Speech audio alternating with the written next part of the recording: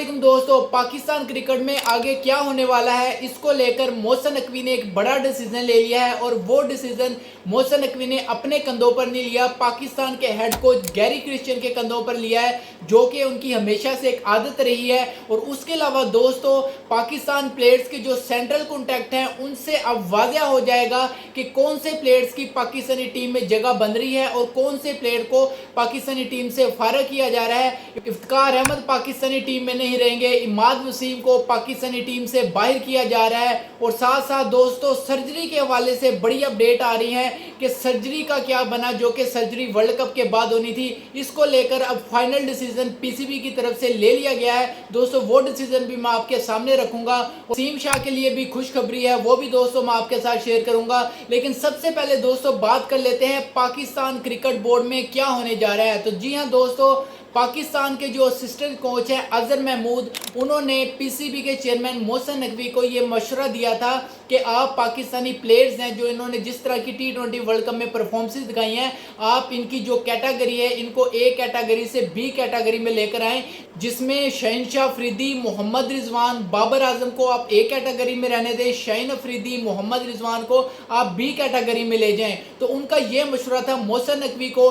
फिर उसके बाद पाकिस्तान के हेड कोच गैरी क्रिश्चियन, उन्होंने मोहसिन नकवी से मीटिंग की और उन्होंने मोहसिन नकवी को बताया और उनको समझाया कि आप पाकिस्तानी प्लेयर्स के साथ ऐसे ज्यादती मत करें। पहले ही पाकिस्तानी प्लेयर्स को किसी भी लीग के लिए एनओसी नहीं दिए जा रहे, ऊपर से पाकिस्तानी टीम पहले ही बहुत ज़्यादा डिस्टर्ब है, ग्रुपिंग बनी हुई है, लड़ाइयाँ झगड़े चल रहे हैं। तो अगर आप उनको एनओसी भी नहीं दोगे, जो उनके सेंट्रल कॉन्टैक्ट है उनमें भी कमी लेकर आ रहे हो, उसको भी डीमोटिवेट कर रहे हो, तो इस तरह से पाकिस्तानी टीम दोबारा से खड़े होने के बजाय दोबारा से पाकिस्तानी टीम गिर सकती है। आप प्लेयर्स के साथ ज्यादती ना करें, उनके सेंट्रल कॉन्टैक्ट खत्म ना करें, बल्कि आप ऐसा करें जो पाकिस्तान के जिन प्लेयर के दरमियान आपस में उनकी नहीं बनती, जो ग्रुपिंग हो रही थी, उनको एक पेज पर लेकर आएं, उनको बिठाएं और उनकी आपस में सुलह करवाएं। और सबसे बढ़कर उन्होंने मेन पॉइंट जो डिस्कस किया वो ये किया कि पाकिस्तानी जो प्लेयर्स हैं जिनकी ग्रुपिंग बनी हुई थी, जिसमें शहनशाह अफरीदी का नाम आया, कप्तान बाबर आजम का नाम आया, इमाद वसीम का नाम आया, कुछ और भी पाकिस्तान के क्रिकेटर हैं जिनके रवैये सामने निकल कर आए,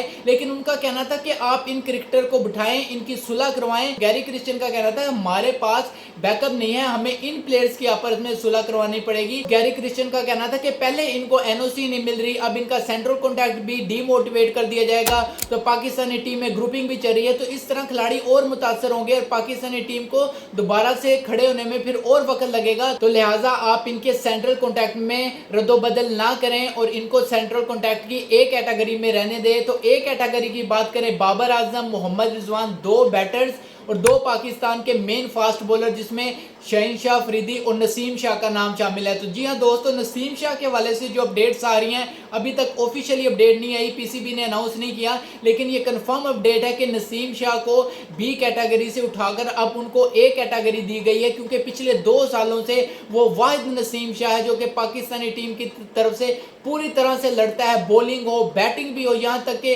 अफगानिस्तान के मैचेस लगा ले, जिस तरह उन्होंने इंडिया के खिलाफ उन्होंने आखिरी ओवर में जिस तरह से 2 उन्होंने शॉट खेले और जिस तरह से उन्होंने बॉलिंग की, तो नसीम शाह यकीन करें आउटस्टैंडिंग परफॉर्मेंस है।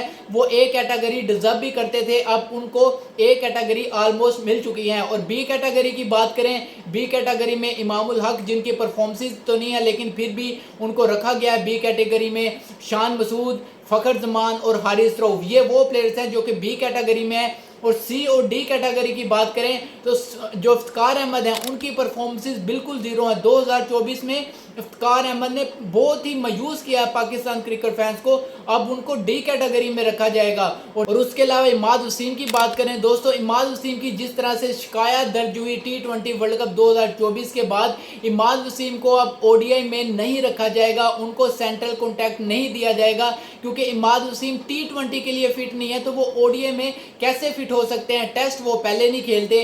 तो इमाद वसीम को अब सेंट्रल कॉन्टैक्ट में नहीं रखा जाएगा। सबसे बड़ी जो उनकी मेन वजह है वो फिटनेस है। जो उनकी शिकायत आई कि उन्होंने फिटनेस को अपनी फिटनेस को छुपाया, ना कप्तान बाबर आजम को बताया, ना कोच गैरी क्रिस्टियन को बताया, और वो वर्ल्ड कप खेलने के लिए चले गए। जिस तरह से इस्लामाबाद यूनाइटेड के जो फाइनल मैच था दोस्तों, उसमें भी वो अपने ओवर्स कराते थे और जाकर ड्रेसिंग रूम बैठ जाते थे। उसके बाद भी उनको फिटनेस के बहुत सारे मसाइल रहे हैं। तो माल वसीम 20 ओवर फील्डिंग नहीं कर सकते, तो इनको आप ओडीआई में कैसे यूज कर सकते हो? तो माल वसीम को सेंट्रल कॉन्ट्रैक्ट नहीं मिलेगा। इफ्तिकार अहमद को जो सेंट्रल कॉन्ट्रैक्ट मिला भी, तो उनको सी या डी कैटेगरी मिलेगी। तो दोस्तों ये है पाकिस्तान के प्लेयर्स के सेंट्रल कॉन्ट्रैक्ट्स का हाल। और अब बात कर लेते हैं दोस्तों सर्जरी के हवाले से। पाकिस्तान के सोशल मीडिया पर रोजाना खबरें निकल कर आ रही हैं। कोई कहता है सर्जरी होगी, कोई कहता है सर्जरी नहीं होगी। सर्जरी के हवाले से दोस्तों जो कुछ होता नजर आ रहा है सोशल मीडिया पर, वो सब आप लोगों के सामने है। लेकिन दोस्तों जो मैं आपको डिटेल दे रहा हूं, कुछ बिल्कुल इसी तरह से होने वाला है। पीसीबी की तरफ से ये खबरें निकल कर आ रही हैं कि अब शहनशाह अफरीदी को और जिन जिन प्लेयर ने ग्रुपिंग की, अब उनको लास्ट वार्निंग दी जाएगी। और वो लास्ट वार्निंग इस वजह से दी जाएगी क्योंकि पाकिस्तान के पास अब बैकअप नहीं है। सबसे बड़ा जो मेन मसला बैकअप नहीं है। अगर आप इस तरह से अब इन प्लेयर्स को कहते मेंटली टॉर्चर करने लगे, अब इनको सजा देने लगे, तो चैंपियन ट्रॉफी तो सर पर है, बड़ी बड़ी सीरीज तो सर पर है।